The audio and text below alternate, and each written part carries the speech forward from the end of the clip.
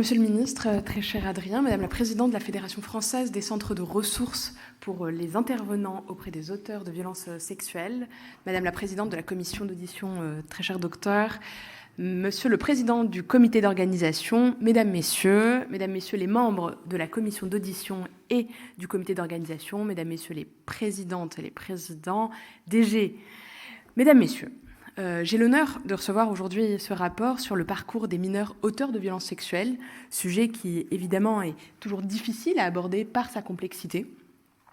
Mais je salue, et je voulais commencer par ça, le travail apporté par la réflexion, la conception et l'élaboration de ce rapport qu'on a eu le plaisir de découvrir il y a quelques jours maintenant. Et je voulais saluer également l'implication jour après jour dans l'accompagnement du soin, de l'évaluation des auteurs mineurs de violences sexuelles. Vous œuvrez au quotidien à l'amélioration de la santé mentale de tous les enfants et de tous les jeunes. Et ces dernières années, on a été, je crois, confrontés, ça a aussi été l'occasion de penser les mineurs victimes, de plus en plus, et victimes de violences sexuelles, mais aussi de libérer la parole. D'importantes avancées ont été faites depuis 2019, notamment avec la création de la Civis, très cher Adrien. Mais pas que. Il y a eu la réforme de la définition du viol sur les mineurs de 15 ans, le lancement des EVARS en septembre 25, bien sûr, la mise en place du plan de lutte contre les violences faites aux enfants, dont votre travail fait pleinement partie. On a assisté à une prise de conscience assez collective, je crois, aujourd'hui, du phénomène de l'inceste. On a également de la pédocriminalité en ligne qui prend énormément de place et qui se développe, et des violences sexuelles faites aux mineurs. Aujourd'hui, en tant que haute commissaire à l'enfance, je fais bien sûr de la lutte contre les violences faites aux enfants, de toutes les violences, évidemment l'élément central de la politique que nous menons, notamment dans le cadre des violences faites aux enfants. Votre rapport, d'ailleurs, a profondément nourri, bien sûr, nos travaux, nos réflexions, mais surtout les combats que nous menons pour protéger les enfants au quotidien. Le sujet est complexe, on se le disait par ailleurs, en aparté, car si nous sommes tous d'accord sur notre devoir de protéger les enfants victimes, bien sûr, comment aborder les violences sexuelles faites aux enfants lorsque l'agresseur est lui-même un enfant? Comment penser l'accompagnement de l'enfant auteur sans le réduire à son statut d'agresseur? Votre rapport sur les mineurs auteurs de violences sexuelles confirme en tout cas une conviction, ma conviction, celle d'agir. Et pour agir, il faut ouvrir les yeux. Ouvrir les yeux même sur les sujets qui nous paraissent les plus impensables, les plus difficiles à traiter. Lorsqu'on découvre ce chiffre, moi il m'a marqué, 72% des mineurs auteurs d'abus, de violences sexuelles ont eux-mêmes réellement connu des violences sexuelles. Notamment, comment ne pas souscrire à la volonté de créer un environnement de protection pour l'ensemble des enfants. On ne peut pas penser aux victimes sans réfléchir aux actions des auteurs et des auteurs mineurs et donc de leur accompagnement. Un point m'a particulièrement alarmée également en lisant votre rapport, c'est bien sûr l'accès à la pornographie que vous avez souligné des enfants à travers Internet. Une exposition de plus en plus précoce, notamment à travers des réseaux sociaux. La pornographie, c'est 50% des enfants qui ont été confrontés à des contenus pornographiques avant l'âge de 13 ans. Un enfant sur 5 est confronté à ce type avant 10 ans. 40% disent y avoir accédé via les réseaux sociaux et pas via des sites.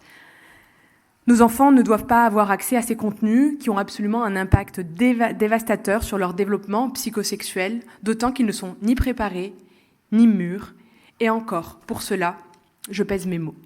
Une protection qui passe selon moi d'abord par des combats que nous menons, centrés sur les réseaux sociaux, sur l'accès aux enfants Internet et l'interdiction des réseaux sociaux aux moins de 15 ans, et évidemment une proposition que nous portons depuis plusieurs mois et que nous essayons de mettre en œuvre. Courant mai, le président de la République avait affirmé vouloir que ce soit imposé, pour le coup, la vérification d'âge aux adolescents pour s'inscrire sur les réseaux sociaux et donc interdisant l'accès aux 15 ans. Certains considéraient à l'époque que c'était illusoire. Pour autant, aujourd'hui, cette position semble indispensable. Indispensable au regard des différentes recommandations, que ce soit les vôtres dans le rapport, mais également du rapport rendu par les parlementaires il y a quelques jours, sur TikTok en particulier, et donc la semaine dernière à l'Assemblée nationale, ou encore dans mes convictions les plus profondes.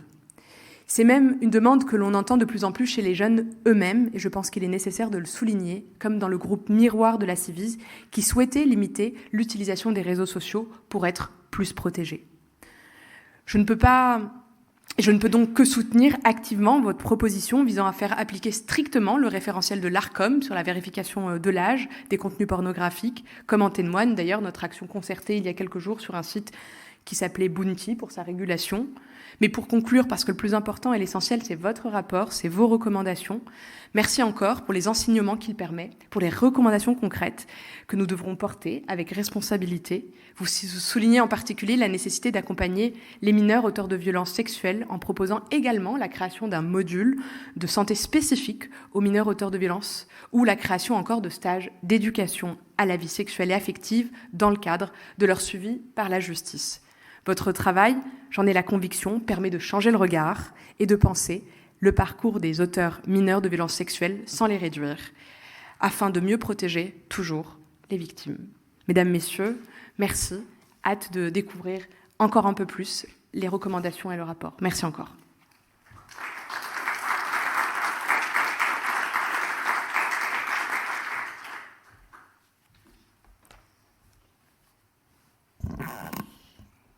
Mesdames, Messieurs, Madame la ministre Sarah El Haïry, merci pour vos propos introductifs qui sont très importants, qui témoignent, je crois, on va peut-être partir par la fin finalement, de l'engagement, en tout cas moi je l'ai entendu comme ça, de votre soutien pour la suite de ce rapport, puisque vous l'aurez compris, on est arrivé avec beaucoup de questions, on a essayé d'y apporter quelques réponses et puis on arrive quand même aussi avec encore de nouvelles questions.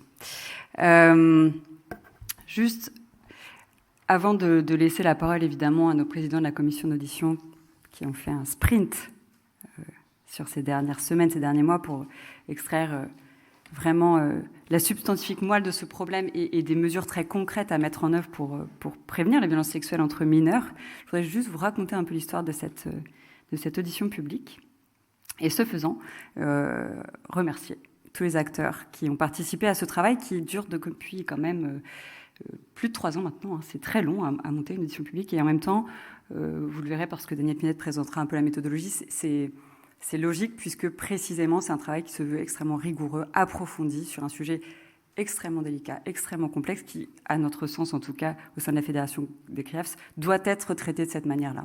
C'est pas un sujet qu'on peut traiter de manière simpliste. Alors, l'histoire de cette audition publique, c'est d'abord celle-là, c'est une histoire d'acteurs, d'hommes et de femmes et d'hommes très engagés sur ces problématiques-là depuis longtemps. En première ligne, les professionnels de la Fédération des CRIEFS, que j'ai l'honneur de présider depuis quelques années maintenant, mais sachez que je passerai la main demain à Daniel Pinette, donc c'était important pour moi aussi qu'on soit ensemble aujourd'hui pour présenter ce rapport, parce que c'est lui qui portera la suite du travail. Je l'aiderai un peu, s'il veut bien. Et puis les professionnels de CRIEFS, c'est aussi les premiers qui nous ont alertés en fait. Les premiers qui nous ont dit, parce qu'en première ligne, hein, et sur tout le territoire français, qui nous ont dit il y a quelques années, mais en fait, on est de plus en plus sollicités pour des questions de mineurs auteurs de violences sexuelles. Vous le savez, on agit auprès des professionnels du terrain, des équipes, et de plus en plus, les institutions nous sollicitent sur des questions de mineurs auteurs de violences sexuelles avec des professionnels extrêmement démunis face à cela, et puis souvent dans un état de sidération. Et donc ne sachant que faire, ni même à qui s'adresser, ce qui est évidemment dramatique. Donc les CRIEFS alertent. On avait fait une première audition publique en 2018 sur les auteurs de violences sexuelles de manière générale, et on voulait traiter cette question des mineurs auteurs de violences sexuelles. À la fin de cette audition publique, on était très frustrés parce qu'on n'avait pas traité cette question. Et en réalité, la réponse, je l'ai aujourd'hui, 6 ans. En fait, bien évidemment, on ne pouvait pas traiter la question des mineurs auteurs de violences sexuelles comme celle des adultes auteurs de violences sexuelles, et ça, on y reviendra tout au long de cette présentation, je crois. Donc, c'est les professionnels des CRIEFS, c'est les partenaires du comité d'organisation que Daniel Pinette a piloté de main de maître, qui sont là aujourd'hui, donc nos partenaires associatifs, nos partenaires institutionnels, nos partenaires qui travaillent auprès des victimes, et ça, c'est très important aussi. C'est le groupe bibliographique, les experts, je ne reviendrai pas là-dessus, ils ont fait un travail absolument remarquable, en plus du travail qu'ils ont déjà, et pour la cause, hein, il faut bien le dire. Et puis c'est la commission d'audition, alors on est très content parce qu'un certain nombre de leurs membres sont là, malgré l'intensité du travail que ça a demandé, et on en a bien conscience, et pour ça on vous remercie infiniment, et en particulier évidemment Adrien Taquet et Clémentine Rapaport qui vont vous présenter ce rapport. Alors, ils ont tous un point commun, ces gens. En réalité, ils en ont plusieurs. Outre l'engagement dont je parlais tout à l'heure, ils connaissent le coût des violences sexuelles pour la société. Vous le connaissez tous ici. en termes de conséquences pour les victimes, pour l'entourage, pour la société de manière générale, pour la santé mentale, dont on parle beaucoup actuellement, bien évidemment. Ils savent que si on veut vraiment faire en sorte qu'il y ait moins de victimes, il faut qu'on s'occupe des auteurs, évidemment. Évidemment, mais il y a quelques années, ce n'était pas si simple à dire. Ils savent que les auteurs, ce ne sont pas un malade mental ou un monstre très très différent de nous. Ils savent que ça peut même être des enfants, et même parfois des enfants qui ont été victimes. Et quoi qu'il en soit, des enfants à protéger également, et parfois même d'eux-mêmes. Alors évidemment, tout cela, ça a appelé un travail rigoureux, je vous l'ai dit, complexe, titanesque, il faut bien le reconnaître, de fourmi, et parfois un peu frustrant, puisque, vous allez le voir dans les conclusions du rapport, on aurait aimé vous apporter une solution miracle pour lutter efficacement contre les violences sexuelles entre mineurs, et en réalité, il n'y a pas de solution miracle. Je suis désolée, j'espère trahir aucun secret et spoiler personne, mais en revanche, il y a au moins 45 propositions que vont vous présenter nos présidents, et qui toutes, et c'est là la complexité, mises en œuvre, ensemble, alors ensemble, ce n'est pas les mêmes partenaires, ce n'est pas porté par les mêmes partenaires, peuvent concourir à la diminution des violences sexuelles entre mineurs. C'est cela qu'on va vous présenter maintenant. Et donc, vous l'aurez compris, ce n'est qu'un début. Donc, on vous retrouvera probablement dans quelques mois ou années sur d'autres propositions encore. Mais c'est comme ça, me semble-t-il, que nous avançons efficacement. Je vous remercie de votre attention.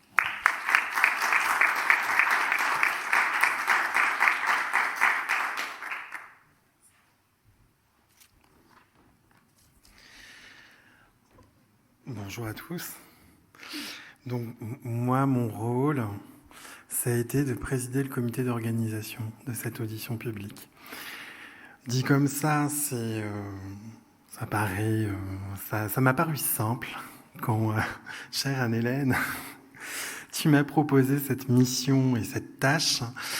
Je t'en remercie déjà beaucoup de me l'avoir proposé pour représenter effectivement la Fédération française des CRIAFS au sein de ce comité d'organisation et pouvoir effectivement présider ce comité, le piloter et l'amener à travailler. Je savais pas vraiment sur quel navire j'embarquais à ce moment-là, mais maintenant qu'on est là, et on est là, ça y est, on y est. Je peux dire que c'était intense, c'était dense, c'était riche, c'était aussi très agréable.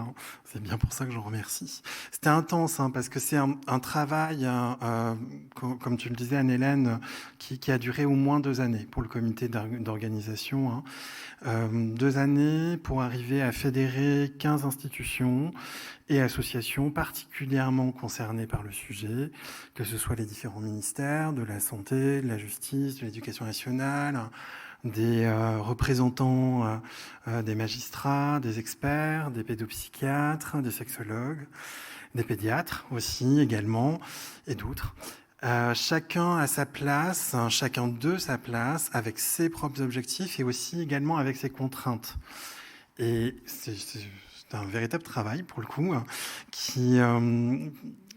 un travail très minutieux de discussion, il me semble, parce que j'espère en tout cas que mes collègues du comité d'organisation retiennent ça, un travail minutieux de discussion pour arriver vraiment à circonscrire donc le champ de cette audition, bien ciseler l'ensemble des questions précises, complexes, mais aussi complètes, et désigner les experts de terrain pour pouvoir apporter leur éclairage et leur expérience sur ces questions.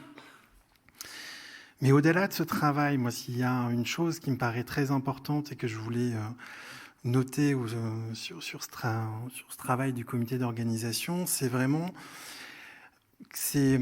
l'initiation de véritables partenariats, en fait. Donc, au sein déjà de ce comité et de ce qu'il a pu représenter.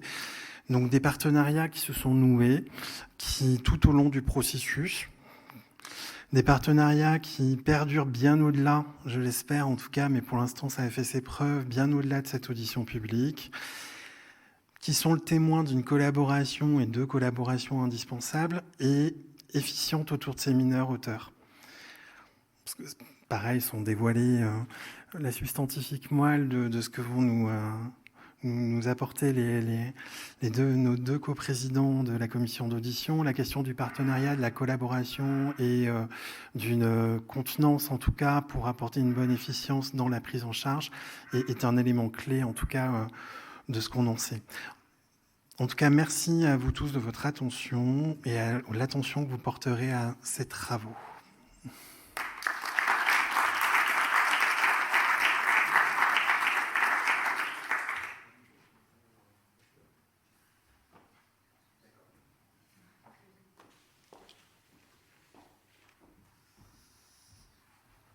Bon, bonjour à toutes et à tous. J'étais ravi de vous retrouver aujourd'hui pour la remise effectivement de ce rapport important. Remercier tout d'abord, avant de rentrer dans le détail, les membres de la commission d'audition et du comité d'organisation.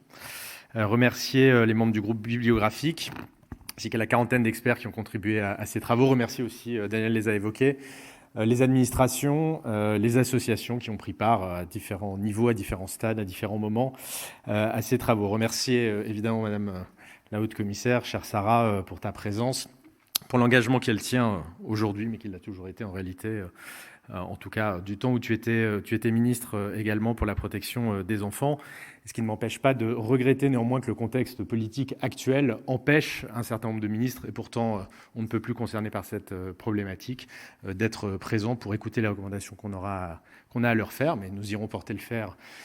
Ça a été dit tout à l'heure par Anne-Hélène auprès de la ministre de l'Éducation nationale, du ministre de la Justice, ministre de la Santé, des Solidarités, des Outre-mer, du handicap. Bref, ces sujets-là, vous le savez pour ceux qui travaillaient, c'est le cas beaucoup d'entre vous qui travaillent sur la question de l'enfance et des violences faites aux enfants. Ce sont des sujets évidemment transversaux à l'ensemble de ces ministères et qui sont interministériels par nature, d'où d'ailleurs toute la pertinence de cette fonction de haut-commissaire. Alors, vous partagez quelques points. Je pense que vous avez eu le rapport, vous avez eu le dossier de presse, vous aurez le rapport, vous regarderez ça dans le détail. Je ne vais pas vous égrener les 45 mesures, mais essayer un peu de partager avec vous les grands constats, les principaux principes, principales approches qui nous semblent nécessaires pour améliorer la situation.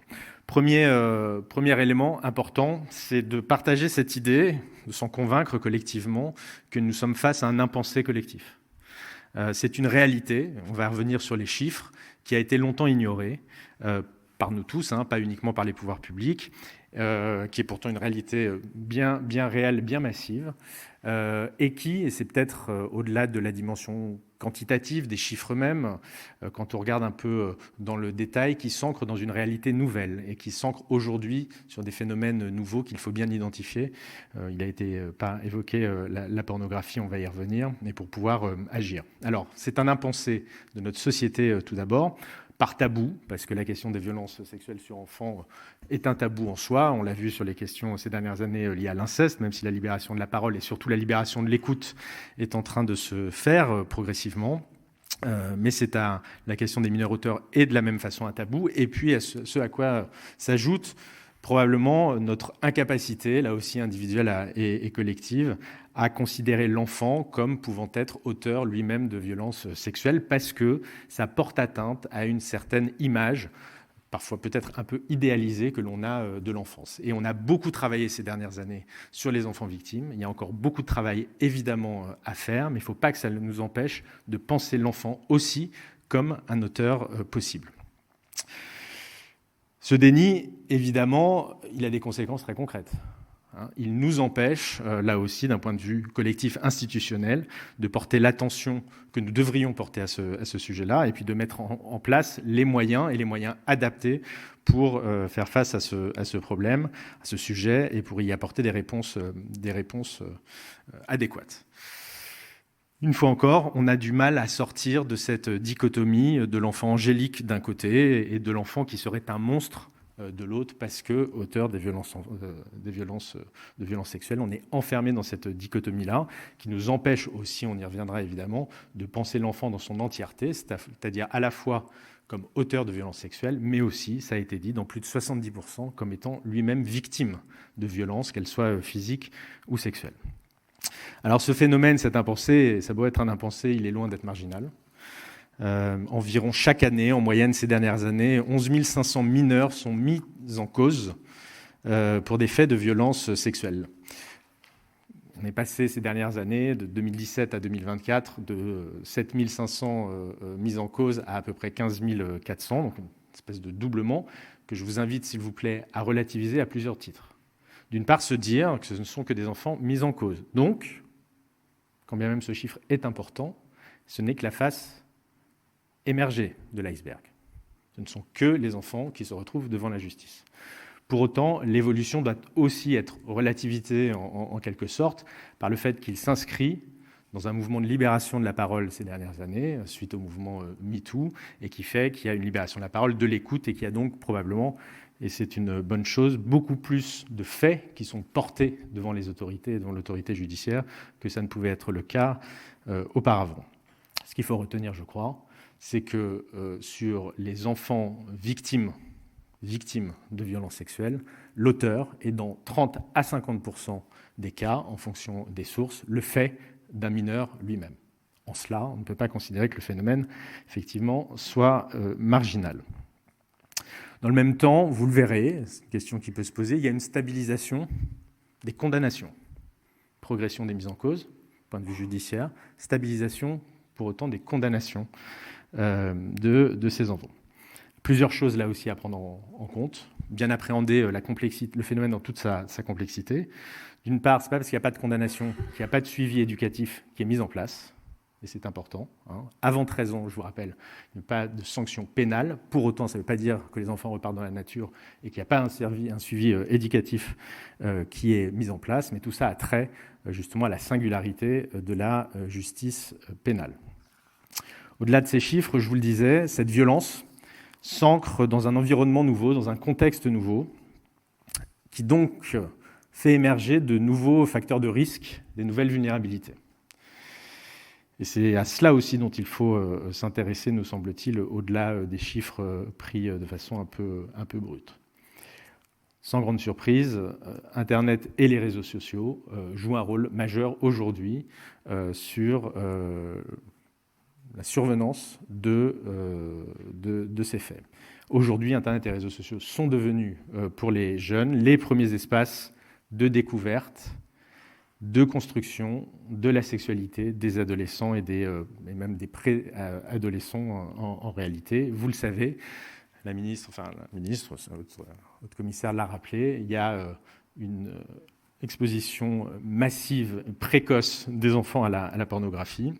L'âge moyen de 9 à 10 ans pour une première exposition, 50% des enfants de moins de 13 ans qui y ont été exposés. C'est le lieu aujourd'hui où il y a un discours dominant et où les enfants façonnent leur rapport à la sexualité, leur rapport à l'autre, leur rapport à l'autre genre, sans qu'il n'y ait de contre-discours face à ces espaces de nouvelle socialisation. Et on va revenir par la suite sur le rôle que devraient jouer et les parents et l'éducation nationale à cet égard. Alors, il ne faut pas, pour autant, créer des liens de causalité qui n'ont pas lieu d'être. Ce n'est pas parce qu'il y a des facteurs de vulnérabilité, notamment des nouveaux facteurs de vulnérabilité, que seraient l'hypersexualisation, la consommation excessive de pornographie, ce genre de choses, que ça va forcément conduire à un passage à l'acte et à des violences sexuelles de la part des auteurs. Ça va agir comme catalyseur de ces comportements sexuels violents chez des mineurs qui sont, par ailleurs, connaissent un certain nombre de vulnérabilités. Ça va appeler un certain nombre de réponses, mais une fois encore, n'effectuons pas de liens de causalité qui n'ont pas lieu d'être. C'est important de comprendre, c'est qu'en réalité, il n'y a pas de profil type des mineurs auteurs de violences sexuelles. Il n'y a pas de profil type. Alors, il y a certains facteurs de risque que l'on va retrouver chez un certain nombre d'entre eux. Et puis, vous verrez qu'il y a quand même une constante. C'est en effet un phénomène complexe, protéiforme, vous l'avez compris, qui interdit des réponses toutes faites. On a tendance parfois à entendre dans le discours politique et médiatique, mais que l'on va s'interdire ici. C'est un phénomène complexe et protéiforme, parce que déjà entre un enfant, selon l'âge et le développement de l'enfant, entre un enfant qui est un pubère ou un adolescent pubère, on ne va pas parler de la même chose. Les réponses ne vont pas être les mêmes. De la même façon, et ça sur le plan éducatif, judiciaire, thérapeutique évidemment, la notion de violence sexuelle, elle aussi, est très très large, englobe des phénomènes, des réalités différentes. Entre des situations d'inceste ou des cas de prostitution infantile, on voit bien, il s'agit de violence sexuelle dans les deux cas, mais qui renvoient à des dynamiques qui sont différentes, qui vont appeler des approches différentes. Alors, il y a des facteurs de risque qui sont néanmoins connus. sur lequel il convient d'agir. Une fois encore, pas de profil type. Pour autant, on constate beaucoup dans le parcours de ces enfants, de ces mineurs auteurs, que beaucoup ont grandi dans des familles carencées, parfois violentes. On peut trouver aussi, dans d'autres cas, des enfants qui souffrent de troubles du développement ou du comportement. Et enfin, on l'évoquait tout à l'heure, on trouve de plus en plus de traces d'influence de comportements inadaptés sur le numérique, et notamment la pornographie. Donc ces facteurs de risque sont connus, les antécédents de maltraitance, l'exposition à la pornographie, l'absence de repères éducatifs. Là aussi, ne faisons pas de lien de causalité inversé. Ce n'est pas parce que dans un cas, on va trouver ces facteurs-là que forcément ça va conduire l'enfant à être un auteur de violences sexuelles. Et puis on connaît aussi des facteurs protecteurs. Et c'est aussi sur ces facteurs-là qu'il faudra agir, qu'il s'agisse à l'inverse, en miroir, de l'éducation non violente, d'une communication au sein de la famille, d'un encadrement bienveillant, de repères éducatifs. Pour autant, je le répète, chaque parcours demeure singulier. Il y a pourtant quelque chose de frappant, ça a été évoqué par Sarah, et c'est fondamental. C'est le fait que de nombreux auteurs sont également des victimes. C'est le cas de plus de 72% d'entre eux qui ont été exposés dans leur enfance, dans leur parcours, comme on dit, à des violences, souvent des violences sexuelles, mais pas exclusivement, aussi à des violences physiques, et généralement dans un climat familial assez délétère. Et donc ce constat, il brouille forcément les représentations que nous avons et les frontières que nous érigeons entre victimes et agresseurs. Et c'est un constat qui souligne que protéger les enfants, c'est non seulement évidemment soutenir les victimes, premier chef, mais c'est aussi prévenir les passages à l'acte en s'occupant des auteurs potentiels. Donc soit prévenir le passage à l'acte, soit, on y reviendra, de la même façon, prévenir la récidive. Parce que vous verrez, petit signal d'espoir, qu'il n'y a pas de fatalité du tout en la matière, bien au contraire, pour autant que l'on mette en place les dispositifs adaptés. Donc pour casser ce cycle des violences, il devient indispensable de mieux connaître ces mineurs, auteurs, de comprendre leur parcours et d'agir avant qu'un drame ne se produise. Voilà, et bien garder en tête cette dualité et donc la nécessité d'appréhender l'enfant dans sa complétude. Mineur, auteur et victime. Alors, il n'y a pas de profil type, facteur de risque connu, quand même beaucoup d'entre eux qui ont été victimes par le passé. Et puis, il y a une quasi-constante, qui est que c'est une réalité extrêmement genrée. 93% des enfants mineurs, auteurs de violences sexuelles sont des garçons. Il ne faut pas s'arrêter là non plus. Il ne faut pas oublier que dans certains cadres, la présence, l'implication des jeunes filles est plus conséquente que ça. C'est le cas notamment de la prostitution infantile, où on va retrouver comme auteurs 40% de jeunes filles. Il faut toujours veiller à ne pas oublier ce qui paraît marginal, mais qui en réalité ne l'est pas. Pour autant, c'est un phénomène extrêmement genré à 93%. Et donc ce déséquilibre réel et massif amène évidemment à s'interroger, doit nous amener à nous interroger sur la construction des rôles de genre et des modèles de domination transmis aux enfants.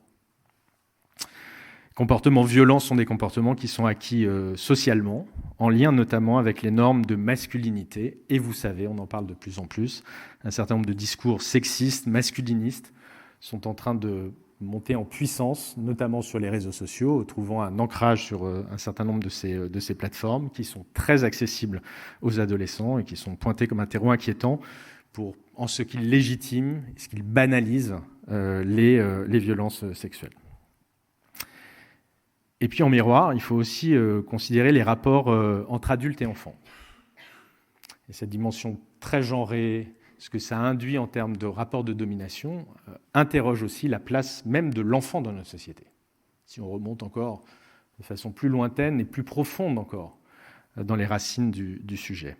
Les violences sexuelles commises par des mineurs s'inscrivent souvent dans une répétition de schémas de domination où l'enfant peut reproduire sur un plus vulnérable que lui ce qu'il a lui-même subi, on l'a dit, ou observé, et notamment dans ce cercle dont on sait qu'il peut être un cercle de protection, mais aussi un cercle de danger, qu'est la famille.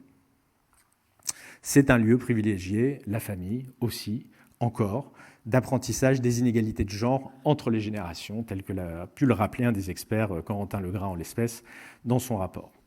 Donc vous voyez bien que, et on y reviendra un peu en conclusion, au-delà des mesures que l'on préconise, techniques, en termes d'articulation des institutions, de la nécessaire prévention, de la formation des professionnels, il y a un vrai combat culturel à mener si on veut véritablement, efficacement et sur le long terme, résoudre cette question-là. Alors une fois qu'on a posé justement ces constats, un peu posé ce cadre, qu'on a souligné ces particularités, que doit-on faire donc, pour prévenir et lutter contre les violences sexuelles qui ont des mineurs pour auteurs? Alors, quelques grandes pistes, là aussi avec quelques mesures égrenées, sans rentrer dans le détail de chacune d'entre elles, on répondra à vos questions si vous le souhaitez. La première conviction qui est la nôtre, c'est que la prise en charge, en termes de prise en charge, la prise en charge qui doit être mise en place, doit remettre le mineur au centre, remettre l'enfant au centre. Ce n'est pas le cas aujourd'hui. Qu'est-ce que ça veut dire remettre le mineur au centre? Ça implique tout d'abord de ne pas considérer un mineur comme un adulte miniature, comme on a encore trop tendance à le faire, mais bien comme un enfant qui est encore en développement et pour lequel calquer des modalités d'adulte, dans le repérage, la prise en charge, l'accompagnement, ne fonctionne pas et ne seront pas des facteurs d'éducation et de protection, ni pour lui, ni même pour la société, de par son inefficacité. Lorsqu'un passage à l'acte se produit, la réaction, on peut l'admettre de plus en plus, là aussi, dans le discours politique, médiatique ces dernières années, quand même assez exclusivement orientée vers le pénal et la sanction, et parfois au détriment du nécessaire accompagnement éducatif et thérapeutique. Un enfant ou un ado qui est en conflit avec la loi reste avant tout un mineur en développement dont la priorité doit être la protection et l'éducation. Ça ne veut pas dire qu'il ne faut pas qu'il y ait de sanctions, c'est-à-dire que la réponse ne peut pas être de façon univoque la sanction. Donc il y a véritablement la nécessité dans tous les dispositifs mis en place, dans la prise en charge mise en place, d'appréhender le mineur avant tout comme un mineur, avant de le considérer comme un auteur. Mettre le mineur au centre, ça implique par ailleurs de considérer ce mineur auteur dans son entièreté. Et ça renvoie à ce double statut, cette double réalité qu'il est souvent auteur et victime. Là aussi, sans grande surprise, malheureusement, il y a encore beaucoup trop de travail en silo, c'est-à-dire cloisonné entre les différents secteurs, la justice d'un côté, le secteur médico-psychologique de l'autre, l'éducation, le social. Et où on va d'un côté appréhender le mineur dans sa dimension auteur, de l'autre dans sa dimension, quand on le fait, victime, et sans se parler ni se coordonner. Les objectifs, les approches vont différer d'un domaine à l'autre, au risque que le mineur, sa famille, vont se perdre dans un parcours morcelé, sans vision d'ensemble sur l'enfant. Et c'est ce manque de coordination, et vous qui travaillez en protection de l'enfance, vous ne serez pas étonnés malheureusement, qui va entraîner des ruptures dans les prises en charge, dans les parcours, ces fameuses ruptures de parcours, avec des suivis thérapeutiques qui vont être interrompus en cours de route, avec un jeune qui va être déplacé sans que l'information ne suive, avec une absence de coordination entre la prise en charge judiciaire et thérapeutique. Donc concrètement, que proposons-nous? Par exemple, quelques exemples très concrets. Dès qu'un mineur, par exemple, fera l'objet d'une enquête pour violence sexuelle, mineur-auteur, nous proposons qu'il y ait une saisine immédiate et systématique du juge des enfants, donc au civil, en parallèle de la procédure pénale, afin d'évaluer la situation globale du jeune, pas uniquement le jeune comme auteur, donc ses conditions familiales, les éventuels dangers auxquels il est peut-être encore soumis, les besoins éducatifs dont qui seraient nécessaires, et ainsi, avec cette approche complémentaire au civil en protection de l'enfance, prendre les mesures de protection ou d'accompagnement qui lui sont nécessaires et de façon immédiate. Sans grande surprise là aussi, plus l'évaluation, plus l'orientation sont précoces, évidemment, mieux on peut prévenir la récidive ou une aggravation de la situation. Et puis on peut aussi, par là même, protéger cet enfant qui a besoin d'être protégé en tant que victime.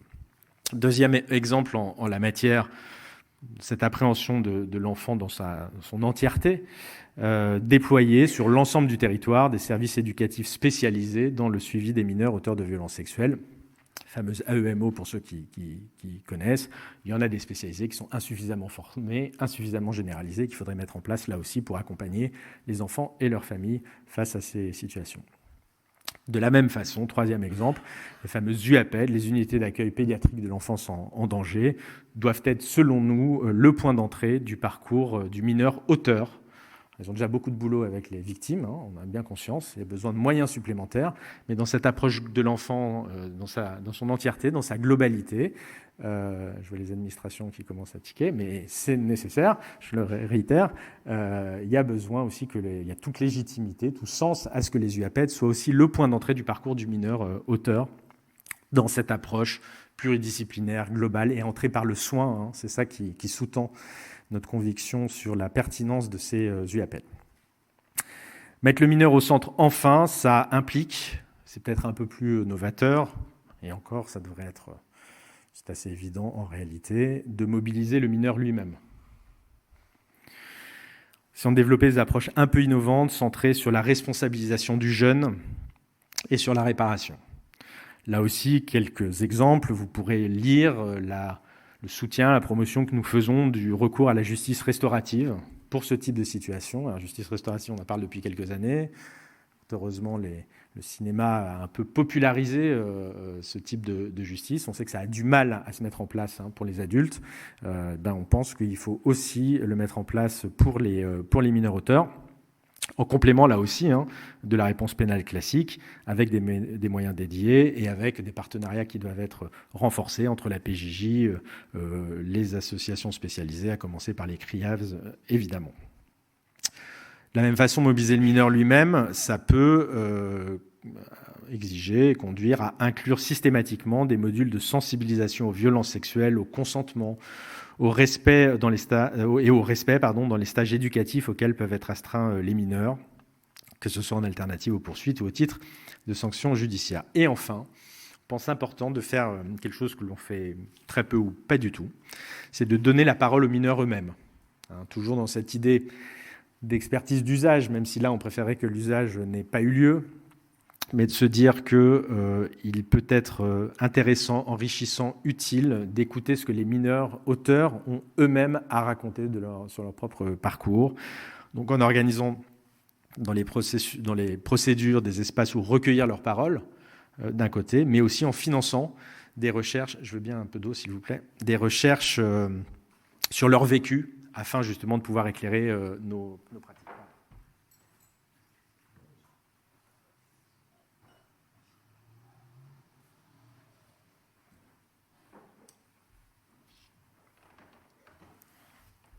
Pardon. Voilà, donc mettre le mineur au centre avec tout ce que cela peut impliquer. Deuxième point, un peu d'ensemble qu'on voulait partager avec vous, dans les recommandations, les choses à améliorer, c'est reconnaître, et là on s'adresse aux institutions, aux administrations présentes ou représentées, ou que nous verrons par la suite, c'est reconnaître qu'aucune institution ne peut gérer à elle seule toutes les situations dans la complexité de ces situations. Voilà. Et qu'il y a nécessité, en cette matière, comme dans beaucoup d'autres politiques publiques, évidemment, mais en l'espèce, de mettre fin à une prise en charge en silo pour lui substituer une approche thérapeutique dite multisystémique ou intercontenante, en fonction de votre obédience, qui mobilise à la fois les institutions et toutes les institutions, de façon coordonnée, la justice, l'éducation nationale, les travailleurs sociaux, la santé, évidemment, mais aussi familiale et sociale. Et on va revenir sur la famille. Alors pour ce faire, ça nécessite chose qu'on retrouve un peu à longueur de rapport, on le sait, mais d'une part, que tous les intervenants autour de l'enfant soient formés, formation initiale et continue. Il y a des besoins de formation dans ce pays qui sont faramineux. Les juges, les procureurs, les policiers, les gendarmes, les éducateurs, les psychologues, les travailleurs sociaux, que tous ces gens-là soient formés aux particularités des infractions sexuelles commises par des mineurs, parce qu'il y a des particularités, des singularités. Formés sur le développement psychosexuel, qui devrait être la base de toute formation. Formés sur le repérage, sur l'accompagnement. Premier point. Deuxièmement, formés idéalement de la même façon. Il y a besoin de développer une grammaire, une culture commune entre ces différentes institutions, ces différents professionnels qui interviennent autour de l'enfant, et ça peut prendre la forme, c'est ce que l'on propose, d'un guide national de référence sur l'accompagnement des mineurs auteurs, afin que ces repères, cette culture commune soient partagés par l'ensemble des professionnels. Et puis par ailleurs, il faut repenser l'organisation globale de la prise en charge de manière plus coordonnée avec la mise en place de conventions cadres entre les différents intervenants que sont la PJJ, l'aide sociale à l'enfance, l'éducation nationale, les services de santé, dans des partenariats effectifs, avec la mise en place localement d'instances de concertation. Voilà. Tout ça est un peu techno, semble relever un peu du bon sens, mais en réalité, ce n'est pas fait. Et il suffit de le faire pour que ça aille beaucoup mieux. Voilà. Et donc, il serait temps de le faire. Donc, une approche multisystémique où les institutions travaillent ensemble de façon coordonnée sur la base de repères communs. Mais il y a un préalable un peu à tout ça, qu'il faut, là aussi, vous qui travaillez en protection de l'enfance ne serez pas surpris, il faut améliorer la connaissance du phénomène et garantir un meilleur partage des données. Sur les mineurs auteurs de violences sexuelles, comme en protection de l'enfance, on a en fait très peu de données, très peu de chiffres. Les systèmes d'information des uns et des autres sont parcellaires et ne se croisent pas les unes avec les autres et conduisent à une incapacité à retracer des parcours, à suivre les enfants par la suite. Les statistiques judiciaires actuelles ne décrivent pas finement les profils, les parcours ou le devenir de ces jeunes, les données de secteur sanitaire ou de la protection de l'enfance sont peu croisées avec celles de la justice. C'est une carence qui limite l'efficacité des politiques publiques. Quand vous êtes aux responsabilités, vous arrivez et que vous n'avez pas de chiffres, pas de données, rien sur les parcours, c'est dur de prendre des bonnes décisions. Voilà.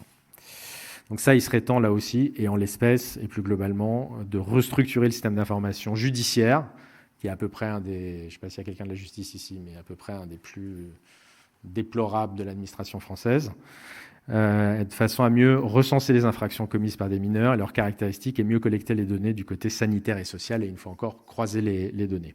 Et puis, il y a un vrai besoin de réactualiser un certain nombre de données aussi, notamment sur les profils des auteurs, leur situation familiale ou sur des choses importantes comme la récidive, par exemple, où on a un certain nombre de chiffres, mais dont on a senti, dont les experts nous ont dit, on a senti, notamment l'expert du ministère de la Justice, qu'il y avait nécessité de le réactualiser. Et ce, d'autant plus que la récidive est un point important, évidemment, et un point d'espoir, dans la mesure où lorsqu'il y a cette prise en charge que j'évoque, multi-institutionnelle, et même au-delà des institutions, qui mobilisent la famille, et puis la société dans son ensemble, et puis l'enfant lui-même, lorsque cette prise en charge est mise en place de façon adéquate, pertinente, eh bien, le taux de récidive des mineurs auteurs de violences sexuelles est très faible. 8% dans les 2 ans après l'infraction. Quasiment nulle, inexistante dans les 5 ans à la suite de l'infraction. Voilà. Puis quand il y a des récidives à l'âge adulte, on se rend compte que ce n'est pas toujours de la récidive d'ordre sexuel d'ailleurs, c'est de l'atteinte au bien ou aux personnes. Voilà, donc là, véritablement, on s'en doutait un peu, mais ça légitime plus encore la nécessité, évidemment, de travailler, de se dire, 1, qu'il n'y a pas de fatalité, et 2, qu'il y a nécessité d'intervenir tôt et de façon coordonnée pour donner la chance aux jeunes de se reconstruire, et puis pour éviter à de futures victimes potentielles de devenir des victimes réelles. Et c'est un peu ça, dans un des derniers points, même le dernier, avant de conclure, que nous voulons partager avec vous, c'est cette nécessité de briser le cycle des violences. Vous le savez, il y a un cercle vicieux, une espèce de cycle qui semble relever de la fatalité, mais on l'a vu qu'il ne l'est pas, des violences sexuelles. C'est bien d'intervenir après coup pour éviter la récidive, on en a un peu parlé, c'est encore mieux évidemment d'agir en amont, dès l'enfance et tout au long de l'adolescence pour éviter que de tels passages à l'acte se produisent, bien évidemment. Et briser ce cycle des violences, il faut le briser à double titre. D'une part, entre l'enfant victime et l'enfant auteur, évidemment, mais aussi se rappeler qu'il y a un traumatisme dans l'enfance, un traumatisme d'ordre sexuel, notamment dans l'enfance, qui est mal appréhendé, mal connu, mal traité, pas traité du tout, va générer une transmission intergénérationnelle de la violence. Et donc c'est aussi sur le plus long terme, cette violence-là, ce cycle-là, qu'il est question de briser. Donc le défi est double, protéger les enfants en tant que potentielles victimes de violences sexuelles, mais aussi éviter qu'ils ne deviennent auteurs de telles violences. Et donc les actions de prévention, parce que vous l'avez compris, c'est beaucoup de prévention dont on va parler là, doivent donc intégrer ces 2 phases du problème en inculquant à la fois la capacité de se protéger soi-même et le refus de nuire à autrui. C'est là-dessus qu'on doit sensibiliser les enfants et les parents. C'est attention à ne pas être victime et attention à ne pas devenir auteur. Ce qui est difficile à conscientiser pour des parents. Et on peut le comprendre et on va y venir. Alors le premier point pour briser le cycle des violences, renvoie à un point que j'ai évoqué tout à l'heure, qu'il est nécessaire aujourd'hui, avec force, plus de force encore qu'aujourd'hui, d'agir sur l'environnement numérique et médiatique dans lequel grandissent les jeunes. Nous pensons que les acteurs du numérique et plus largement de la culture, ont une responsabilité dans la diffusion de modèles aux enfants. Alors, il y a aussi à la télé, la vieille télé non pas de nos parents, de nos grands-parents, de nous quand on était jeunes, nous-mêmes, télé linéaire, comme on la connaissait. Il y a aussi un certain nombre de contenus qui ne traduisent pas forcément une image du rapport entre les gens, de l'égalité femmes-hommes ou de la sexualité forcément très positive, nous semble-t-il. Donc les acteurs numériques et de la culture ont cette responsabilité dans la diffusion de modèles aux enfants, et donc ils façonnent de plus en plus la construction de leur sexualité, du rapport qu'ils entretiennent à l'autre. Et donc il y a la nécessité que ces acteurs-là participent à ce que j'évoquais tout à l'heure, c'est-à-dire l'émergence d'un contre-discours, notamment aux contenus hypersexualisés, voire pornographiques, qui ont cours aujourd'hui et qui, une fois encore, ne servent de modèle unique aux enfants. Donc il y a besoin de déconstruire les stéréotypes de genre et la banalisation de rapports de domination en incitant les plateformes vidéo, l'industrie du jeu vidéo, les réseaux sociaux, les influenceurs à promouvoir des contenus éducatifs et égalitaires fondés sur l'éducation à la vie affective, relationnelle et sexuelle, la fameuse EVARS, pour proposer ces contre-discours, qu'ils soient positifs, qui valorisent le consentement, le respect mutuel et l'égalité entre les filles et les garçons. On propose aussi d'imposer... normalement, l'accès aux sites pornographiques est interdit aux mineurs. Vous le savez, il y a eu un certain nombre de dispositifs, Sarah l'a rappelé, qui ont été passés sous le précédent mandat, qui commencent à être mis en œuvre là, qui ne sont pas parfaits, qui ne sont pas purs et parfaits, ils n'assurent pas une protection absolue, mais dont j'ai le sentiment qu'ils commencent quand même, et c'était un peu la logique qu'on avait à l'époque assumée, mettre le plus de barrières, de freins, d'obstacles entre le mineur et du contenu pornographique. Et progressivement, c'est quand même ce qui est en train de se passer avec les sites porno. Un certain nombre de sites porno, en ayant bien conscience, en restant modeste sur la question. Mais ça devient quand même de plus en plus compliqué pour un jeune enfant de tomber sur du contenu pornographique sur des sites. Pour autant, on pense qu'il faut renforcer les moyens de l'Arcom pour interdire l'accès aux sites. Je me permets de dire aussi qu'il faut étendre cette approche sous d'autres formes techniques probablement, mais aux réseaux sociaux, évidemment, parce que la pornographie, vous n'en avez pas que sur les sites Internet, vous en avez sur Twitter, vous en avez sur Instagram, vous avez même de la prostitution et d'autres contenus illicites. Donc cette approche, on doit l'avoir aussi pour les réseaux sociaux, pas uniquement pour les sites web, tout comme, je me permets de le dire, puisque d'une part, la Commission a fait un travail important et que Sarah l'a cité. TikTok, en soi, est une plateforme, effectivement, qui a concentré les travaux d'un groupe parlementaire qui a ses problématique propre avec son algorithme et, on vous l'a dit, qui était là où s'ancrait un certain nombre de discours masculinistes. Pour autant, il ne faut pas oublier qu'il y a aussi d'autres plateformes, d'autres réseaux sociaux qui sont très contentes. Aujourd'hui, je pense qu'on se focalise sur TikTok. Voilà. Mais il y a les autres aussi. Il ne faut pas les oublier dans l'approche qui doivent être les nôtres. Donc, renforcer l'interdiction de la pornographie pour les mineurs sur l'ensemble de ces sites et plateformes. Prévoir en complémentarité de leur imposer des messages de prévention et d'alerte sur leur contenu, quand des mineurs tombent dessus. Et enfin, dans la même logique, effectivement, on préconise également d'interdire l'accès aux réseaux sociaux pour les mineurs de moins de 15 ans, pour les raisons qui ont été évoquées, et on a même on a une mesure complémentaire qui consiste à instaurer une espèce de un peu l'équivalent du permis Internet, je ne sais plus comment on l'a véritablement dénommé, pour l'utilisation des réseaux sociaux après 15 ans. L'idée, vous l'avez bien compris, c'est d'avoir à chaque fois un volet un peu coercitif et un volet toujours éducatif, parce que même pour des mineurs un peu plus âgés, il n'est pas inutile de continuer à leur donner quelques repères et règles sur l'utilisation de ces plateformes et sur les risques qu'ils peuvent y encourir. Donc ça, c'est l'environnement médiatique et numérique. Une fois encore, au-delà des réseaux sociaux et des interdictions, il y a aussi essayer de pousser tous les acteurs de la culture et des médias à promouvoir une culture de l'égalité, du consentement, du respect. Un peu de positif et de constructif, et que chacun joue un peu son rôle. Le deuxième point important pour briser le cycle des violences, c'est mobiliser et accompagner les parents dans leur rôle éducatif. La famille doit être le premier lieu de socialisation et d'éducation. c'est un peu la base de dire ça, mais c'est pas toujours le cas, on l'a vu, où doivent se transmettre ces valeurs de respect, où se posent les limites. Or, vous le savez, il y a beaucoup de parents qui sont démunis face à ces questions liées à la sexualité et qui n'offrent donc pas forcément ce contre-discours qui est nécessaire pour les enfants. Alors, ils sont démunis pour plein de raisons, hein. Ça peut être lié à leur propre éducation, à leur propre parcours, pour des raisons sociales, pour des raisons culturelles, bon, plein de raisons. Et on doit veiller, hein, et surtout quand c'est les pouvoirs publics qui parlent, à ne pas leur enfoncer encore plus la tête sous l'eau, à ne pas les culpabiliser et pas être dans l'injonction. Parce que dans ce cas-là, ça ne marche pas. Hein. Donc il faut les aider, il faut les accompagner.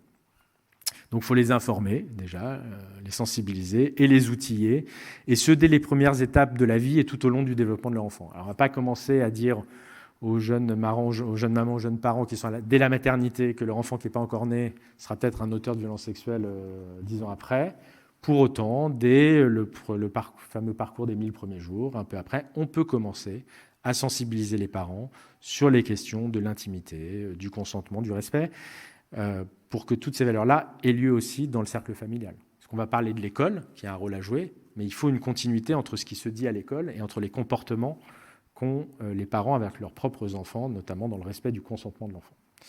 Donc très tôt, on peut sensibiliser les parents à ces sujets-là, en leur délivrant des messages clairs avec des repères sur l'attitude à adopter face à ces comportements et sur les risques aussi que peuvent rencontrer leurs enfants à devenir victimes, et puis commencer progressivement aussi à évoquer le fait qu'ils puissent être auteurs. Ça peut passer par des rencontres avec un réseau qu'il faut un peu organiser sur ces questions-là, d'acteurs que vous connaissez bien, vers lesquels les parents pourraient se tourner.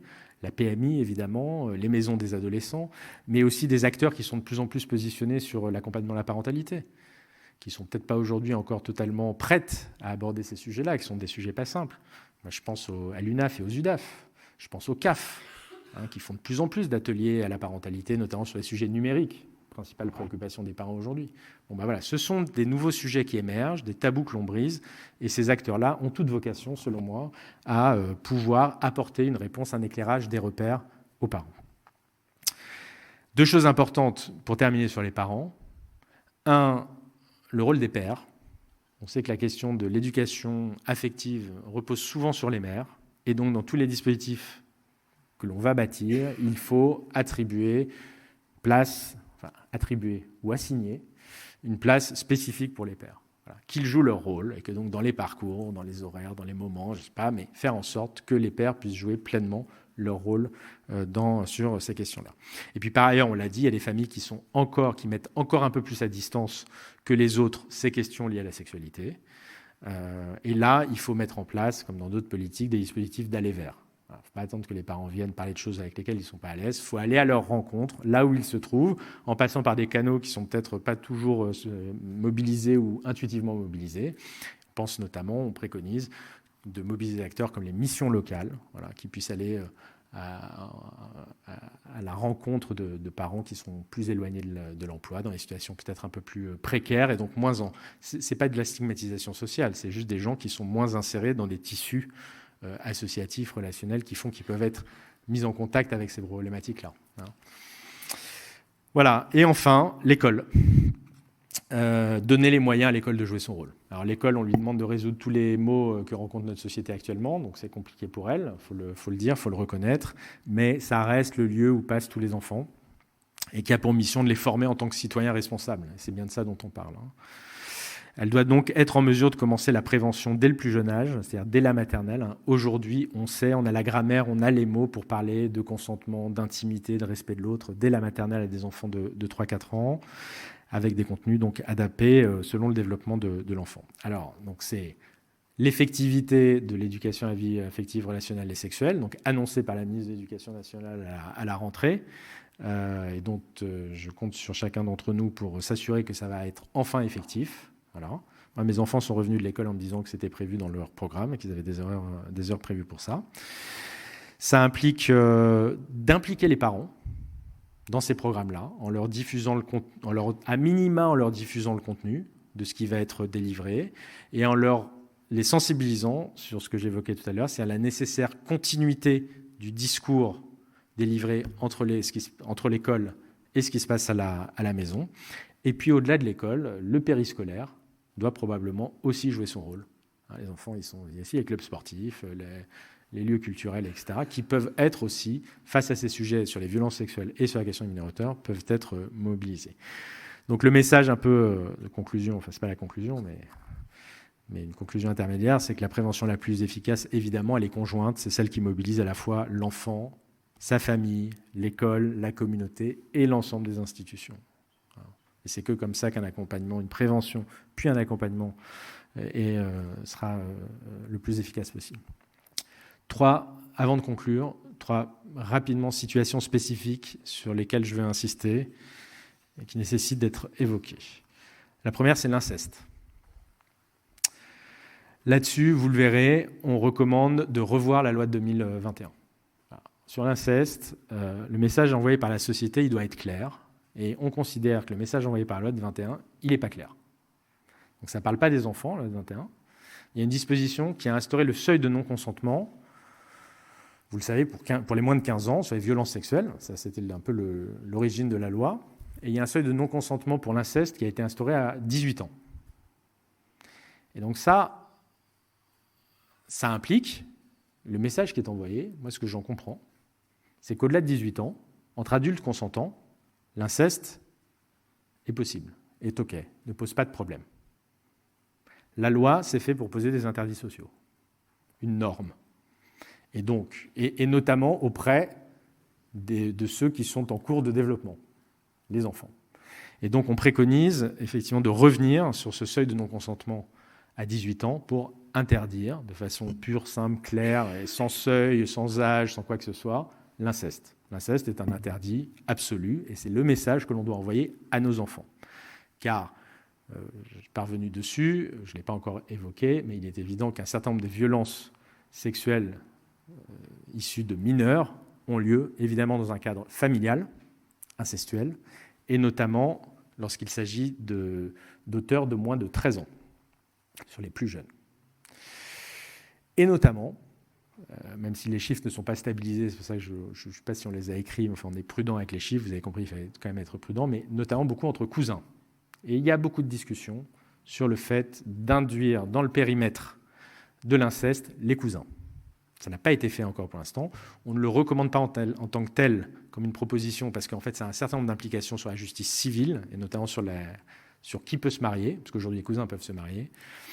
Et donc là, on dépassait un peu notre champ de compétences, d'expertise et le mandat qui nous avait été donné, mais on pense, de notre point de vue, travaillant sur les mineurs auteurs de violences sexuelles, que les cousins doivent être introduits dans le périmètre de l'inceste. Et enfin, vous verrez qu'on propose d'expérimenter, pour l'inceste, des dispositifs qui sont mis en place en Belgique, en Flandre, afin d'accompagner les victimes et les auteurs d'inceste entre fratries, en ne s'appuyant pas systématiquement sur la séparation des fratries. Voilà. Et donc, la séparation ne veut pas forcément dire réparation. Alors ça nécessite un certain nombre de conditions très fortes, évidemment, l'accord de l'ensemble des personnes concernées, à commencer par la victime, un accompagnement renforcé, des moyens. Voilà, il y a un certain nombre de conditions quand même pour ce type de dispositif, mais il y a des dispositifs qui sont mis en place en Flandre pour ces cas spécifiques. On propose d'y regarder de plus près et voire de l'expérimenter dans notre pays. Très rapidement, deuxième sujet sujet particulier que je veux mettre en exergue, la question des enfants en situation de handicap. Vous verrez qu'il y a un certain nombre de mesures qui les concernent. De toute façon, toutes les mesures de droit commun les concernent. Il y a un certain nombre de situations qui nécessitent des mesures adaptées, puisqu'il y a des vulnérabilités multiples. Et notamment, on parlait de l'EVARS tout à l'heure, il est temps d'imposer l'EVARS dans les établissements médico-sociaux. Parce qu'en dépit de l'avènement progressif de la société inclusive, on a encore beaucoup d'enfants qui sont dans les établissements médico-sociaux, et eux, ils ne sont pas du tout sensibilisés, informés, etc., sur les questions de sexualité, d'intimité, de violence subies, ou en tant qu'auteur, parce que ce n'est pas parce que vous êtes en situation de handicap que vous ne pouvez pas être auteur de violences sexuelles. Sans parler des professionnels qui ne sont pas du tout formés non plus face à ces questions-là. Enfin, les Outre-mer. Cette audition publique, elle répond à un référentiel HAS et à une méthodologie qui a fait que nous étions un peu contraints par les questions que le comité d'organisation avait posées et surtout les réponses qui avaient été faites par les experts. Force est de constater, et c'est très malheureux, que les Outre-mer n'étaient pas abordés. Très peu, voire Pas du tout. Voilà. Et c'est un gros manque, parce que vous le savez probablement, mais la situation des enfants face à la violence en tant que victime et en tant qu'auteur dans ces territoires-là est juste une catastrophe. Donc à partir d'un moment, soit on considère que ces territoires-là font partie de la République et on mène les politiques publiques égalitaires vis-à-vis de ces enfants, soit on en tire des conséquences opposées. Mais il y a un moment, il faut arrêter de considérer ces enfants, encore plus les enfants, comme la cinquième roue du carrosse. Donc il n'y a pas de mesure, très peu, si ce n'est de dire il faut faire des recherches, il faut financer de la recherche sur les violences outre-mer. On ne mange pas de pain, enfin si, il faudrait mettre un peu d'argent quand même pour le faire, parce qu'il y a des vrais, on connaît encore moins leur situation qu'en métropole. Mais il faudrait faire une commission d'audition dédiée aux Outre-mer, voilà, à minima. En tout cas, il y a un vrai sujet et un vrai manque dans le rapport pour les raisons que je viens d'exposer. En conclusion, et c'est la vraie conclusion, on le comprend, je l'espère, vous l'avez compris, que réduire les violences sexuelles commises par des mineurs, c'est un défi de société qui exige une mobilisation générale de l'ensemble des institutions de façon coordonnée, je le redis, de l'ensemble des personnes qui entourent et protègent l'enfant, de l'enfant lui-même. Et toutes ces recommandations formulées, qu'il s'agisse de renforcer la coordination des institutions, d'adapter la justice des mineurs, de former les professionnels, d'impliquer les familles, de développer la prévention, tracent les contours, nous l'espérons, d'une stratégie ambitieuse mais nécessaire. Et tout ça est important, ces 45 mesures, elles sont importantes. Mais la réalité, c'est que si on ne mène pas un combat culturel sur ces questions-là, en fait, on n'arrivera pas à résoudre le sujet, le problème, de façon durable et profonde. Et le combat culturel, il est de deux ordres. D'une part, c'est bâtir une culture de la protection générale de l'enfant. Enfin, le combat culturel, c'est bâtir une culture de protection générale de l'enfance. C'est promouvoir tout d'abord un environnement où la violence sous toutes ses formes est rejetée, où la parole de l'enfant est écoutée, et où chaque adulte se sent co-responsable de la sécurité et du bien-être des plus jeunes. Alors, on a eu des débats avec les historiens de la commission, qui ne sont pas là, mais qu'on salue, les juristes, qui sont là, pardon. Non, mais je pensais à Audrey, qui participait au débat. C'est vrai que sur longue période, la société actuelle n'est pas plus violente qu'au Moyen-Âge. Au Moyen-Âge, c'est un peu plus violent que maintenant. Bon. Pour autant, il y a quand même aujourd'hui un durcissement, une polarisation de la société, un durcissement de nos rapports sociaux. Voilà. Et dans une société plus violente, que ça soit une réalité ou une perception, mais les enfants, ils se construisent aussi sur les perceptions. Et ben, c'est difficile pour un enfant de ne pas être violent et de tenir un discours de protection de l'enfant dans une société qui elle-même est de plus en plus violente. Les sociétés violentes, les premières victimes d'une société violente, ce sont les enfants. Et juste après, ce sont les femmes. Voilà.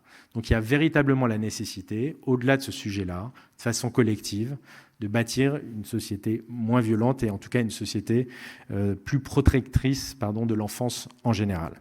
Et puis parallèlement, le second combat culturel, il renvoie au fondement même de ces violences qui sont les inégalités de genre et les tendances à considérer comme l'enfant comme un être mineur de droit par rapport à l'adulte. Donc il faut promouvoir une culture de l'égalité et il faut promouvoir la place de l'enfant, non plus comme un objet, mais comme un sujet de droit, véritablement. Voilà. Ce qui est inscrit dans la Convention internationale des droits de l'enfant, mais qui est encore loin d'être une réalité. Donc tant que perdureront des rapports sociaux de domination, des hommes sur les femmes, des adultes sur les enfants, c'est la même dynamique à l'œuvre. Le terreau des violences sexuelles ne disparaîtra pas. C'est une conviction forte qui nous a animés au cours de ces travaux.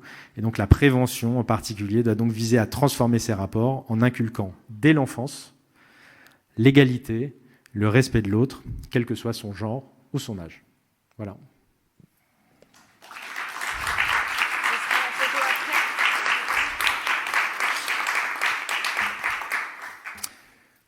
Est-ce qu'il y a des questions de journalistes ?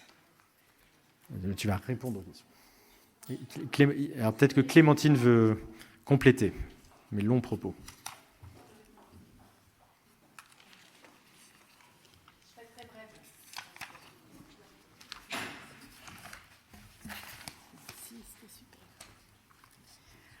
Oui, bon, Adrien a fait un résumé très, très complet. Juste pour dire des petites choses qui me tiennent à cœur. Bon, moi, je suis praticienne, je suis plutôt pédopsychiatre. Je m'occupe habituellement plutôt des victimes. Donc, j'étais un peu surprise d'être sollicitée là, mais en même temps, j'avais cheminé vers les mineurs auteurs, puisque, comme l'a très bien dit Adrien, finalement, ce sont quand même assez souvent les mêmes, ou en tout cas au sein des mêmes familles. Alors, je vais laisser un peu ça. Il y a quelque chose sur lequel j'ai été très frappée, je voudrais le soulever, c'est tous les paradoxes auxquels sont confrontés les enfants.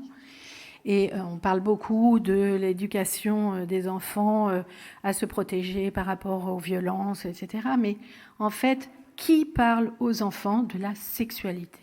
Parce qu'ils ont une curiosité concernant la sexualité et c'est heureux. Je pense que c'est important de le dire, c'est heureux qu'ils aient une curiosité, c'est même un moteur essentiel du côté du savoir.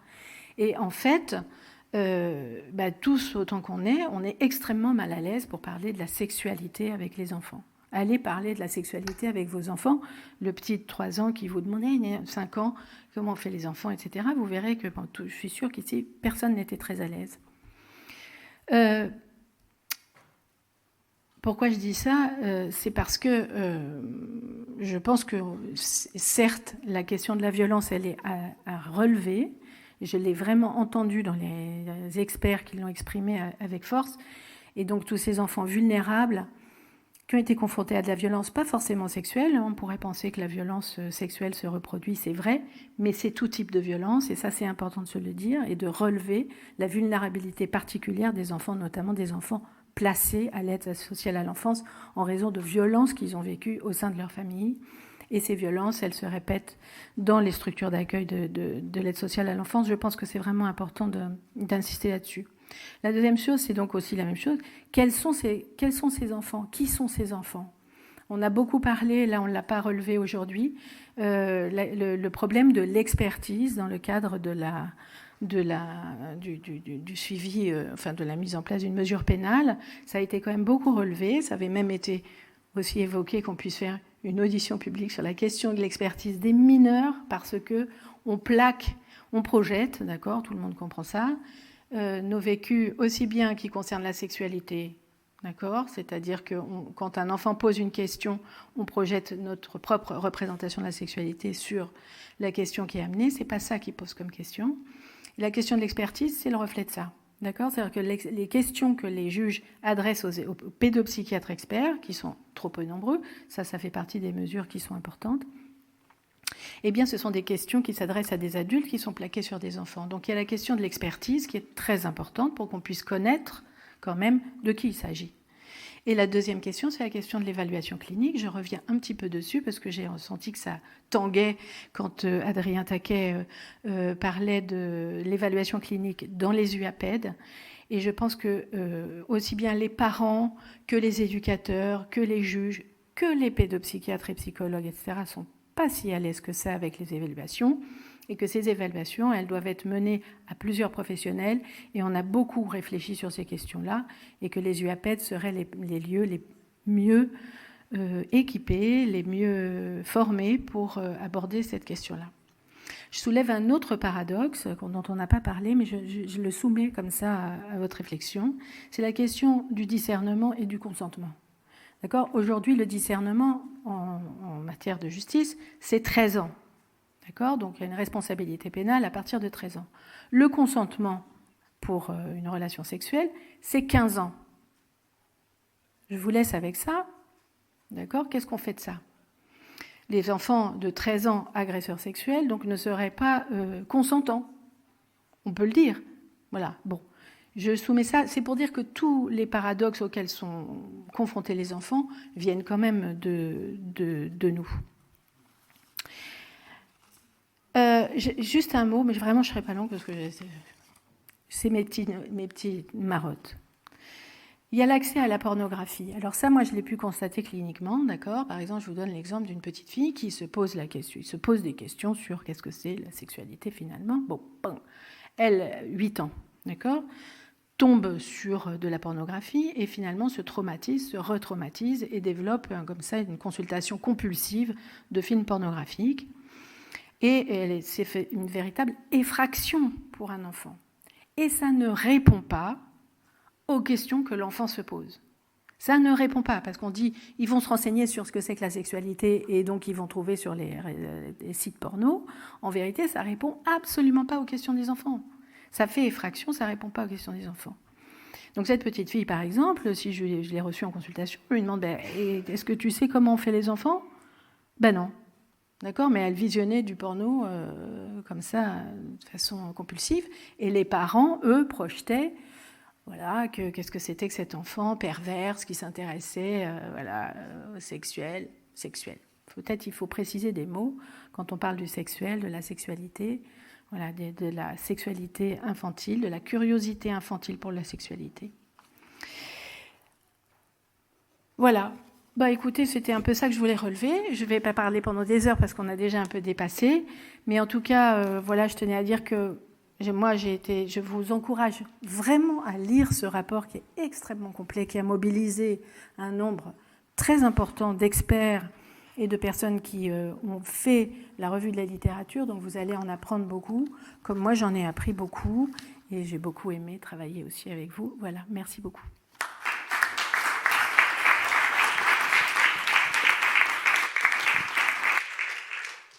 On fera la photo après, du coup. Est-ce qu'il y a des questions des journalistes ?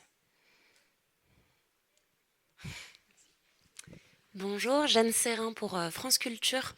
Monsieur Adrien Taquet, vous avez parlé à un moment de la récidive et du taux de ce récidive qui chutait à 8% quand une prise en charge adéquate était mise en place. Est-ce que vous pouvez détailler un petit peu ce que c'est cette prise en charge adéquate, de quoi on parle concrètement ?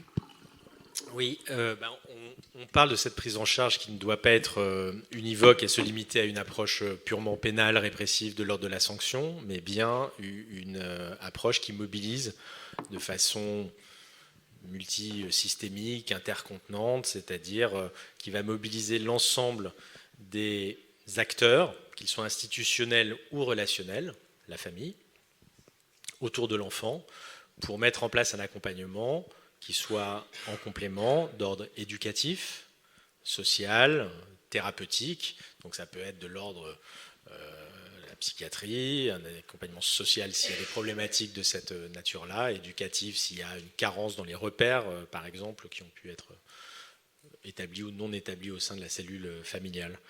Voilà, c'est ça, c'est adapté à chaque enfant et à chacune des situations, évidemment. Mais en tout cas, ce qui est important, c'est cette approche globale et donc qui implique, je le redis un peu ce que j'ai dit tout à l'heure, que chacun de ces acteurs ait un peu les mêmes repères, un peu la même culture, la même approche, et se parlent entre eux. Cette approche dite aussi pluridisciplinaire, un terme qui est souvent employé de la même façon. Voilà, parce que plein de termes un peu barbares et un peu techno, là aussi, c'est multifactoriel, comme on dit aussi. Il y a pas vous l'avez bien vu, il n'y a pas de profil type, il n'y a pas de cause unique, et il y a souvent plusieurs dimensions qui sont à l'œuvre dans cette dynamique de violence sexuelle. Et donc, il faut apporter des réponses sur chacun des points. Mais si des praticiens, plus praticiens que moi, veulent répondre. Là, ce serait dans l'idéal. C'est vrai que si on se parle de comment ça se passe dans la vraie vie, en fait, souvent les gens se disputent.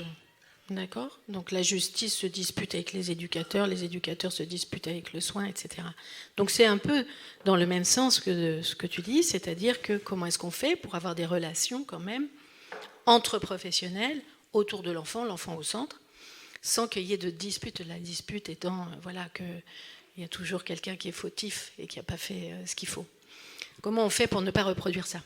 Donc ça, c'est une des recommandations qu'on a écrites, qui est de créer un dispositif, peut-être, moi je le pense, parce qu'il y a beaucoup de travail. On ne va pas dire à la justice, au service éducatif et aux soins, maintenant, à partir d'aujourd'hui, il faut que vous travaillez ensemble, parce que on va enfoncer une porte ouverte. Je pense qu'il faut créer des dispositifs un peu spécifiques pour commencer, pour expérimenter. On en a discuté assez longuement, ça peut être des choses un peu expérimentales, ça peut être une recherche-action, des choses comme ça, qui permettraient d'évaluer l'évolution des jeunes qui seraient pris en charge de cette façon. Mais pour répondre à votre question sur les 8% de récidives, c'est une question qu'on s'est beaucoup posée, c'est-à-dire que ça concerne, puisque les statistiques ne sont données que par les services de justice, ça ne concerne que des mineurs qui ont été donc avec une mesure pénale. Donc ça pose la question, qu'est-ce qu'on fait de ce chiffre ? Est-ce que c'est la mesure pénale qui a amené qu'il y a un faible taux de récidive ? ou est-ce que c'est la mesure pénale? Bon, donc en fait, on ne sait pas très bien. On manque de données. On manque de données claires. Et on peut ressoulever quand même l'intérêt d'une mesure de protection, la saisine d'un juge des enfants en assistance éducative. Et puis, pardon, dans la justice pénale, il y a la sanction, et puis il y a le volet éducatif, quand même, qui est prévu dans les textes, hein, pour les moins de 13 ans, mais aussi pour les plus de 13 ans. Mais dans la pratique, enfin, et là je parle devant des gens dont c'est le métier au quotidien, la dimension soins est souvent insuffisamment mobilisée, hein, quand même. Voilà, donc, voilà, c'est l'ensemble de ces dimensions, mais il y a une emphase mise, alors c'est peut-être aussi, il y a peut-être un biais par du profil d'un certain nombre de personnes qui faisaient partie de la commission d'audition, mais une emphase mise sur le soin et la nécessité d'avoir des modules de soins qui soient mobilisés le plus tôt possible. Parce que souvent, par ailleurs, l'accompagnement est mobilisé quand l'affaire commence à être judiciarisée, mais pas en amont.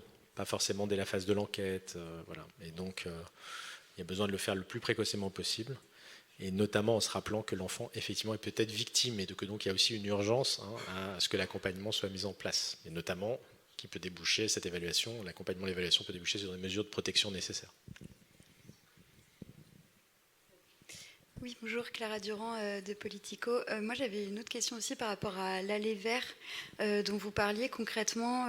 Comment vous voudriez faire? Parce que je pense au chat sur certains jeux vidéo comme Roblox. Il y a une histoire sordide qui est sortie hier sur un jeune qui a été victime de grooming sur la plateforme. C'est le New York Times qui a relaté ça. Avec notamment, d'ailleurs, je crois, une personne voilà, qui était elle-même plus âgée mais mineure. En tout cas une partie du temps. Donc je me demandais comment vous vouliez faire. Et puis, par ailleurs, pour renforcer les rôles de l'ARCOM, c'est-à-dire sur quel point plus précisément? Voilà, merci. Commencer par la deuxième question. Bon, effectivement, c'est plus une mesure de soutien à l'ARCOM, c'est-à-dire qu'on n'est pas rentré dans le détail, c'est pas à nous de rentrer dans le détail, notamment technique, parce que c'est beaucoup de l'ordre technique, de renforcement des pouvoirs de l'ARCOM. Enfin, on s'est permis de redire, effectivement, et de soutenir et de redire l'importance à ce que les dispositifs qui ont été votés, mis en place, négociés avec l'Union européenne dans le cadre du DSA soient effectifs. Vous avez vu les allers-retours judiciaires même qu'il y a eu ces derniers mois. Les choses sont en train de se stabiliser plutôt dans le bon sens, et il faut continuer. Et il faut continuer, et une fois encore, élargir au-delà des seuls sites Internet, puisque la pornographie fleurit aussi sur d'autres types de plateformes. Sur la question de l'aller vers, alors je ne sais pas si je comprends totalement votre question, parce que ce n'est pas vraiment ce type-là d'aller vers dont on parlait, mais pour essayer de répondre quand même, bon, mon fils joue beaucoup à Roblox, donc ça me panique un peu ce que vous racontez. Et donc je vais aller voir en rentrant. La deuxième chose, c'est de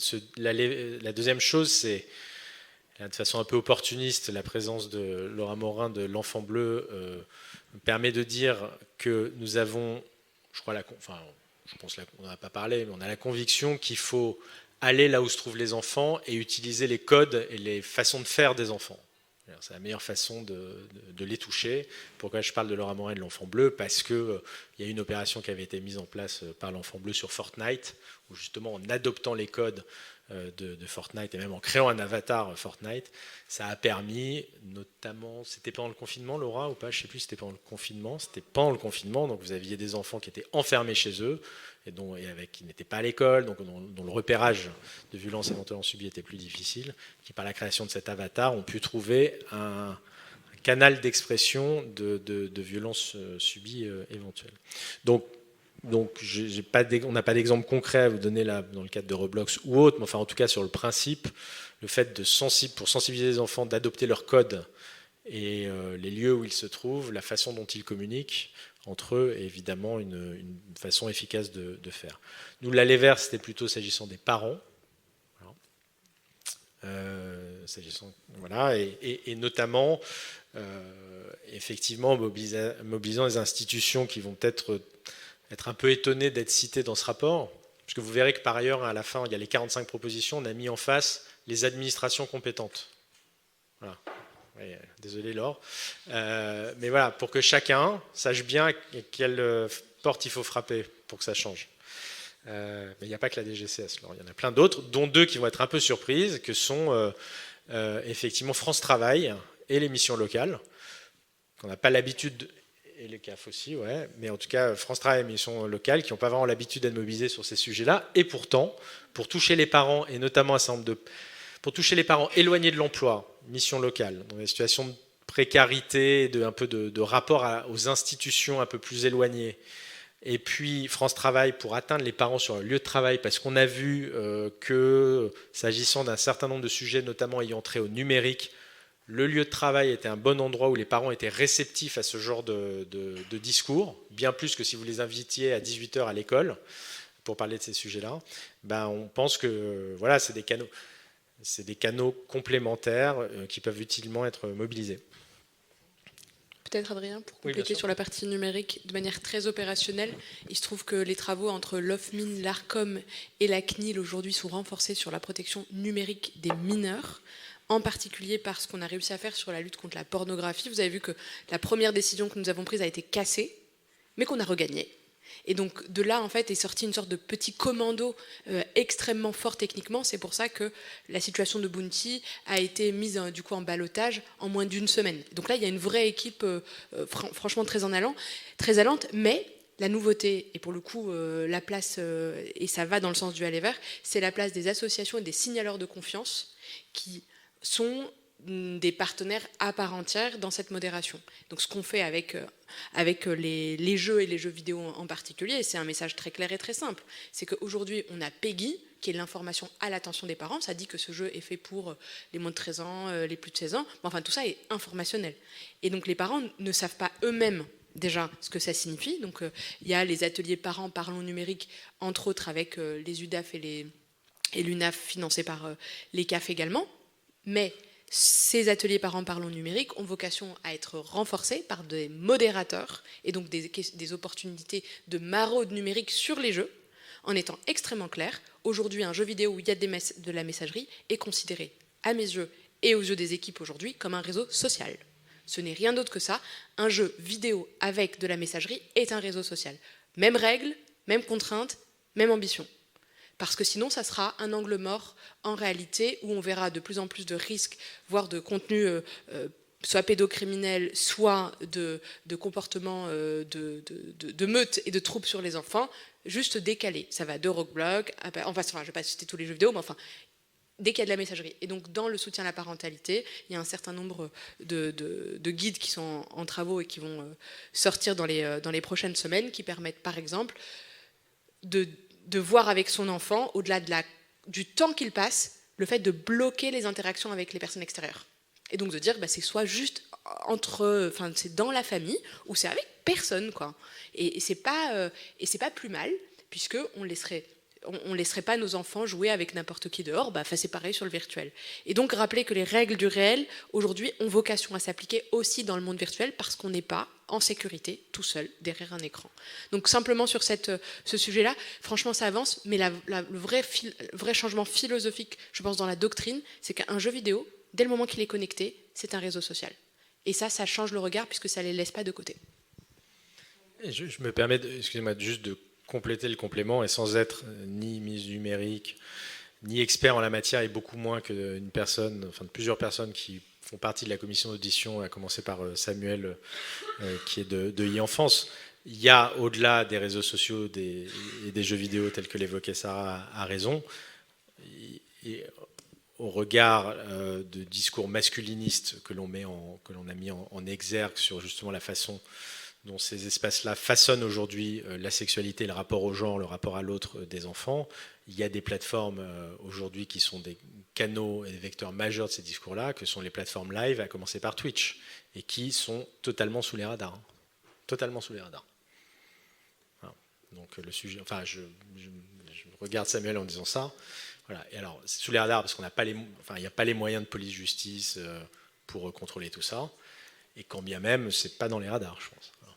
Du tout. Donc, il y a encore du travail. Sandrine Bavi pour le Nouvel Obs. Vous avez évoqué tout à l'heure brièvement le principe de justice restaurative. Est-ce que vous pourriez un petit peu détailler ce principe-là, et est-ce que vous avez déjà mis en place ça, chez les jeunes, chez les mineurs? Alors, oui, je ne sais pas si je suis le plus... je regarde... Bon. Écoutez, sur les... Alors, est-ce que c'est mis en place pour les mineurs? Je ne pense pas aujourd'hui. Voilà, donc la recommandation... Ah si, alors on me dit oui, on me dit non. Non, alors tiens, réponds. Non, alors, depuis 2014, la justice restaurative est posée comme une obligation, on doit le mettre en place dans la loi française, en complément de la justice pénale, pour les majeurs comme pour les mineurs. En réalité, c'est déjà extrêmement compliqué à mettre en œuvre chez les adultes. Ça commence quand même, et on l'a, effectivement, tu l'as dit, on l'a vu avec Je verrai toujours au visage. Voilà.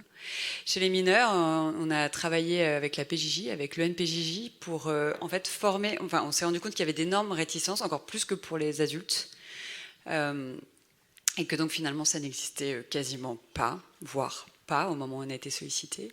Et donc on a travaillé beaucoup, alors, quand je dis on, c'est la Fédération des CRIAFS, avec l'ENPJ, avec la PJ, pour former les professionnels, parce qu'en réalité ça mobilise beaucoup de craintes des professionnels.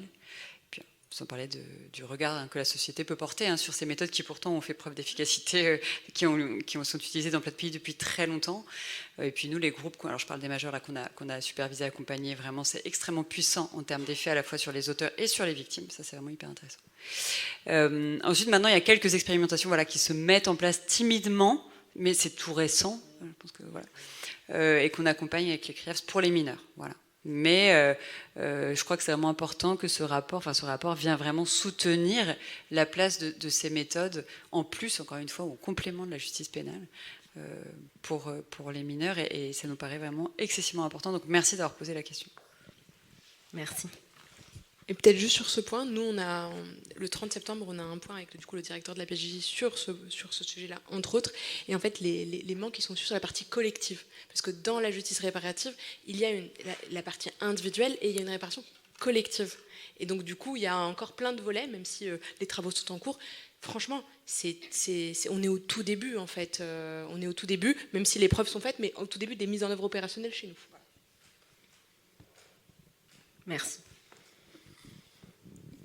S'il n'y a plus de questions, du coup, je vous invite à prendre la photo de la remise officielle.